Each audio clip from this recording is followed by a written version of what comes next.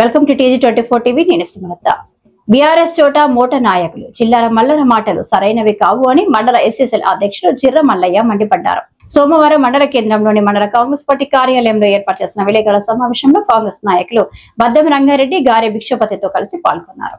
ఈ సందర్భంగా ఆయన మాట్లాడుతూ బీఆర్ఎస్ చోటా మోటా నాయకులు విలేకరుల సమావేశంలో అసందర్భంగా అనాలోచితంగా చిల్లర మల్లర మాటలు మాట్లాడటం సరికాదని, రాజకీయాన్ని రాజకీయంగా చూడాలి తప్ప వ్యక్తిగత దూషణలకు పోవడం సరికాదని అన్నారు. మాజీ మంత్రి దయాకర్ రావును జనం ఎప్పుడో మర్చిపోయారని, అందుకే 1,00,000 ఓట్ల మెజారిటీతో ఓడిపోయాడని, ఆయనను మర్చిపోవడంతో మీ ద్వారా జనంలోకి ఉండడానికి ప్రయత్నం చేస్తున్నాడన్నారు. ఇప్పటికైనా బీఆర్ఎస్ చోటా మోటా నాయకులు మా నాయకుడు బీర్ల సుధీర్ రెడ్డికి బేషరతుగా క్షమాపణ చెప్పాలని డిమాండ్ చేశారు. ఈ కార్యక్రమంలో గుగ్గులోతు యాకూబ్, దేదావత్ రామ తదితరులు పాల్గొన్నారు. బీఆర్ఎస్ వాళ్ళు సుధీర్ రెడ్డి గారి మీద మాట్లాడిన మాటలు అది వెనక్కి తీసుకోవాలని మేము హెచ్చరిస్తా ఉన్నాం. ఎందుకనంటే వ్యక్తిగతమైన విషయాలు మాట్లాడకండి. మీరు వ్యక్తిగతమైన విషయాలు మాట్లాడితే అది రాజకీయాల చెల్లబాటు కాకుండా మీ నాయకుడు నేర్పిన విధానం అదే అని మీరు అనుకుంటే అది మీకు తప్పుడు ఆలోచనలు. చందు రాము గారికి నేను డైరెక్ట్ ఎందుకు చెప్తానంటే, రాము అదే సుధీర్ రెడ్డి నీకు డబుల్ బెడ్రూమ్ ఇల్లు ఇప్పించిండు. అదే సుధీర్ రెడ్డి నువ్వేం ఎన్నిసార్లు బతిలాడినవో నీ కుటుంబం నువ్వు అంతా కలిసి అదొకసారి మర్చిపోయినా కావచ్చు. వ్యక్తిగతమైన మాటలు మాట్లాడితే వ్యక్తిగతంగా మాట్లాడాల్సి వస్తుంది. ఎందుకనంటే ఒక నాయకుని ఒక లక్ష్యం పద్ధతిగా మాట్లాడొద్దని హెచ్చరిస్తూ, ఎందుకనంటే మీరు చేసిన ఏదైతే మన బిల్లులు అది మన ఆరోగ్యశ్రీ అది అయితే మీరు సీఎం రిలీఫ్ ఫండ్ ఎవరి దగ్గర ఎన్ని డబ్బులు వసూలు చేసిళ్ళు, మీ బ్యాచ్ ఎంత ఉన్నది అది అందరికి తెలిసిన ముచ్చటే.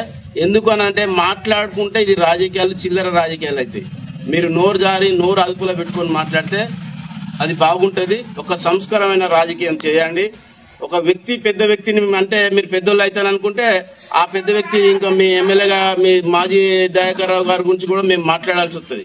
ఎందుకనంటే అంత పెద్ద మాటలు మాట్లాడద్దు. ఒకటి గుర్తుంచుకొని రాజకీయాలు రాజకీయంగా మాట్లాడండి, వ్యక్తిగతమైన విషయాలు మాట్లాడద్దు. ఇంకోసారి సుధీర్ రెడ్డి గారి గురించి కానీ వ్యక్తిగతంగా ఇంకా మా పార్టీ తరపు నుంచి ఏదైనా ఉంటే మీరు మాట్లాడండి. మేము ఏదైనా లోపాలు ఉంటే సరిదిద్దుకుంటాం. లేదు మీరు అదే వ్యక్తిగతంగా మాట్లాడితే మాత్రం అది తప్పిదం అవుతుంది. తప్పిదం చేసిన వాళ్ళు అవుతారు. దానికి పరిణామాలు తీవ్రంగా ఉంటాయని హెచ్చరిస్తూ ఉన్నాం. అందరికీ నమస్కారం. ఈ బీఆర్ఎస్ లేదా టీఆర్ఎస్ చోటా మోటా నాయకులు అనాలోచిత అనర్థమైన మాటలు, ప్రకృతితో సంబంధం లేని మాటలు మాట్లాడుతూ రైతులను రెచ్చగొట్టే విధంగా, మరి ఇతరుల మనోభావాలు దెబ్బతీసే విధంగా చిల్లర మొల్లర మాటలు మాట్లాడుతున్నారు. అది అన్ని సరైనవి కాదు. మరి ఇంకో విషయం ఏంటంటే, బిర్లా సుధీర్ రెడ్డి గురించి రాతాకుల రంగారెడ్డి మాట్లాడిన తీరు అసలే సరైనది కాదు. రంగారెడ్డి నీ హిస్టరీ ఏందో మైలారం ప్రజలకు తెలుసు. మనం ఏం మాట్లాడే ముందు మన కుటుంబంలో మన మనుగడ ఏంది, మన పాత్ర ఏంది, మన కుటుంబ సభ్యులు మెచ్చుకుంటానరా లేదా, అదే విలేజర్స్ మెచ్చుకుంటానరా లేదా అని తీరు వెనుక ముందు మన ఆత్మ విమర్శ చేసి మాట్లాడుకోవాలి. అలాంటి చిల్లర మాటలు మాట్లాడొద్దు. ఖబర్దార్ రంగారెడ్డి. మీ మిత్రులు, నీతో మాట్లాడిన మిత్రులు కూడా వాళ్ళు ఖబర్దార్. ఇలాంటి మాటలు మాట్లాడొద్దు. దయాకర్ రావు పేరు మర్చిపోయిన జనం ఎప్పుడు. ఆ పేరు మీ ద్వారా బయట పెట్టించుకోవడానికి, మీ ద్వారా మళ్ళా ఏంది జనంలో ఉన్నాడు దయాకర్ రావు అని చెప్పించుకోవడానికి తాపత్రయపడుతున్నాడు తప్ప ఇది రైతుల మీది ప్రేమ కాదు. రైతుల మీది అసలు భరోసా లేదు. రైతులను మర్చిపోయిండు, జనాన్ని మర్చిపోయిండు కనుకనే జనము 1,00,000 ఓట్ల తేడాతో ఓడించిండ్రంటే ఇంకా మనకి అది ఎంత సిగ్గుచేటు. అది ఆత్మవిమర్శ చేసుకోవాలి. ఎప్పుడైనా గాని సంబంధం లేని మాటలు మాట్లాడి మీరు ఇంకొకసారి ఇలాంటి మాటలు మాట్లాడితే తూనా పోనా అయింది. ఇది చిల్లర బల్లర మాటలు మాట్లాడితే ఖబర్దార్. కాంగ్రెస్ కార్యకర్తలు చూస్తూ ఊరుకోలేరు. ఎందుకు అంటే సుధీర్ రెడ్డి మీద మాట్లాడిన మాటలు మీరు వెనక్కి తీసుకోవాలి. దీనికి ప్రలోభ పెట్టింది ఎవరో, దీనికి ప్రోత్సహించింది ఎవరో ఖబర్దారి. దాన్ని వెనక్కి తీసుకోవాలి. బేషరతుగా క్షమాపణ చెప్పాలి.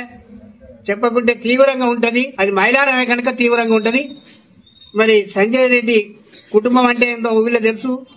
మరి సుధీర్ రెడ్డి దళితులు కోరిన వెంటనే అదొక విలేజ్ లో మారమ్మ దేవాలయం కట్టించిండు. అది నీకు తెలుసా? నువ్వేమైనా చేయగలుగుతావు అట్లా? ఇంకట్టినే అనేక సాయం అడిగిన వాళ్లకు సాయం చేసే గుణమే తప్ప నమ్మిన మనసులను మోసం చేసే గుణం సుధీర్ రెడ్డి కాదు.